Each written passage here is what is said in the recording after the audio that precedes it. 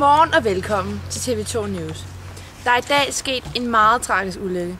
En pige i 15-16 års alderen blev fundet her på Borsholmvej. Pigen blev fundet her til morgen 5:45 i vejkanten. Hun er altså frosset ihjel i den kolde novemberfrost. Kender nogen på følgende signalementer? Pigen hun er 15-16 år, 1,60 i højde, mørkt stort hår og asiatisk baggrund.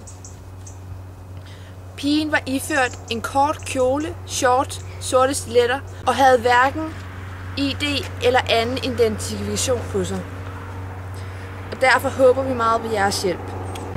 Pigen har desværre nok været beruset, da der i nærheden blev fundet en flaske med alkohol. Vi har en dag en specialist med os. Lasse Borgmel, velkommen. Jo, tak. Du specialiserer dig i unge og alkohol. Hvad har du at sige til nattens hændelse?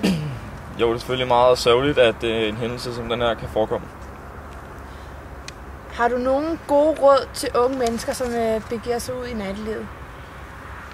Ja, unge mennesker skal holde sig i grupper. Det er klart bedst at gå sammen i grupper i nattelivet. Og risikofaktoren er meget større, hvis du går alene. Tusind tak til Lasse Borgmel. Vi siger farvel herfra. Godmorgen.